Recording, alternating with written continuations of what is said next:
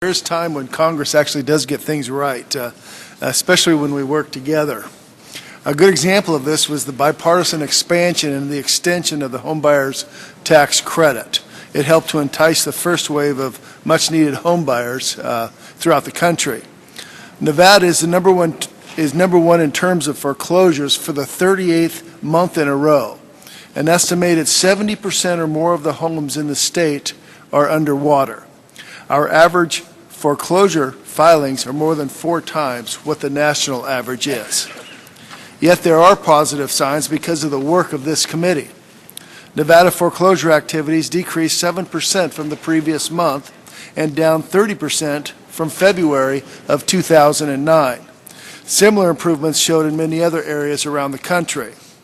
No state has taken advantage of the homebuyer tax credit more than my state, the state of Nevada. In fact, earlier this week, a visit from the mayor and city council of North Las Vegas, hit hard by foreclosures, indicated an improvement in foreclosure rates in their community. I believe housing issues and declining home prices are at the core of our economic problems, and also at the core of much of the anxiety among the American people. At its core, the housing problems for many states, and certainly the hardest one hit, is still one of supply and demand, and too much supply and existing housing inventory. This amendment would build on our success, take the next logical step, and specifically target a second wave of buyers to spur a new round of home sales.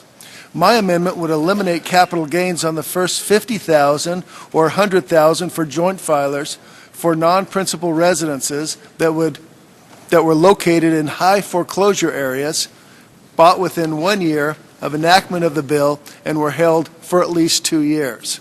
The Secretary of the Treasury would have 60 days to come up with the list of the top 200 hardest hit areas, cities and counties that would have been affected by foreclosures.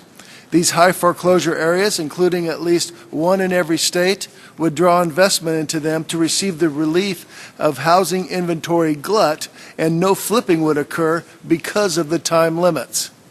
The federal government regularly designs empowerment zones, recovery zones, and other economically disadvantaged zones to target assistance where it's needed most. This amendment follows that tact by targeting the help and investment where it is needed most. Congress has supported in a bipartisan fashion the homebuyer tax credit. This is the next step in pushing for recovery in our housing sector and helping restore some of the wealth that people have tied into their homes. I would ask for support of this amendment to help address this foreclosure crisis, get our housing economy back on track. And with that, I will yield back.